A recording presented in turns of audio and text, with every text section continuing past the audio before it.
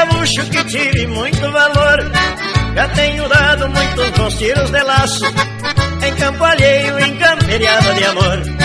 Até a própria gaúchinha também sabe que eu nesta vida fui gaúcho laçador. Camperiando em palestra com as gaúchas, caiu de versos por eu ser pialador.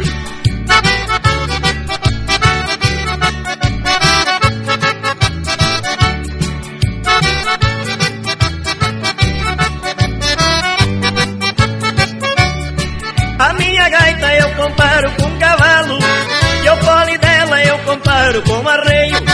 E o teclado da gaita serve de campo, e os meus dedos são cachorros no floreio. E quantas vezes em camperiada de amor puxei na gaita, dei grito e parei rodeio.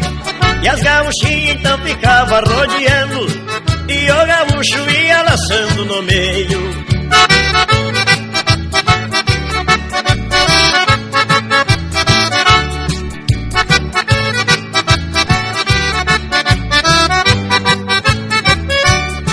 Já tenho feito camperiada nesta vida, mas só em campo de amores e carinho. Há poucos anos eu me achava camperiando nos verdes campos da invernada do vizinho. Eu levantei o meu laço com esperança, e o malvado foi serrando aos bocadinhos. E foi as garras uma gaúcha meia espada, e foi no laço pra dentro do meu ranchinho.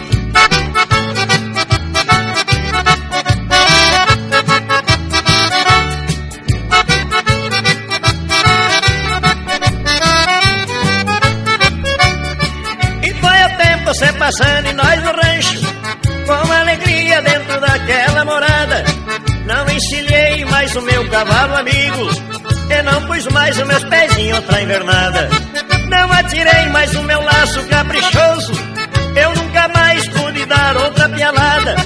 Eu nunca mais farei rodeio em outros campos, eu nunca mais pude fazer camperiada.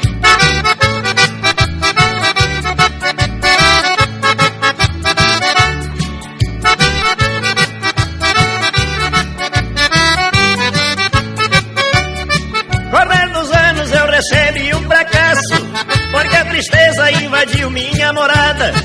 O meu cavalo, uma cobra venenosa, me matou ele lá no fundo da invernada. E a gaúcha, a mulher que foi no laço, teve a coragem de deixar das gauchadas. E hoje só resta minha pobre acordeona, mas o gaúcho sem mulher não vale nada. E hoje só resta minha pobre acordeona,